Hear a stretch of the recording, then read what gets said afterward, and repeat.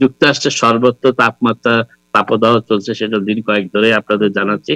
এবং পশ্চিমাঞ্চলে, যুক্তরাষ্ট্রের পশ্চিমাঞ্চলে এই তাপদাহ তীব্র, এবং এই পর্যন্ত 28 জনের মৃত্যু ঘটেছে এই তাপদাহে। কিন্তু একদিকে যুক্তরাষ্ট্রের পশ্চিমাঞ্চলে হচ্ছে তীব্র তাপদাহ, আরেকদিকে পূর্বাঞ্চলে হচ্ছে টর্নেডো এবং ঘূর্ণিঝড়। তার মধ্যেই যুক্তরাষ্ট্রের মানুষ বসবাস করছে। এবং এই পর্যন্ত তাপদাহের কারণে 28 জনের মৃত্যু সংবাদের কথা আপনারা বললাম।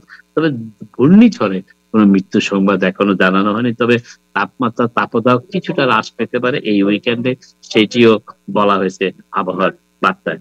নিউ ইয়র্ক সিটিতে ডেঙ্গু জ্বরের উপদ্রব কথা জানিয়েছে সেন্টার ফর ডিজিজ কন্ট্রোল। এই পর্যন্ত নিউ ইয়র্ক শহর এবং নিউ ইয়র্ক স্টেট এবং নিউ জার্সি, তার মধ্যে নিউ ইয়র্ক শহর অন্তর্ভুক্ত, প্রায় 200 জন আক্রান্ত হয়েছেন ডেঙ্গু জ্বরে, যেটি সাধারণত ট্রপিক্যাল দেশগুলো, বাংলাদেশ, ভারত, শ্রীলঙ্কা কিংবা মায়ানমার, এই সমস্ত এলাকায় ডেঙ্গু জ্বরের প্রভাবের কথা আমরা জানতাম, ডেঙ্গু জ্বরের বিস্তৃতির কথা জানতাম। সেই ডেঙ্গু জ্বর এখন যুক্তরাষ্ট্রে এবং এমনকি নিউ ইয়র্ক এবং নিউ জার্সিতে এ পর্যন্ত 200 জন আক্রান্ত হয়েছে ডেঙ্গু জ্বরে, সেটি সেন্টার ফর ডিজিজ কন্ট্রোল আজকে জানিয়েছে।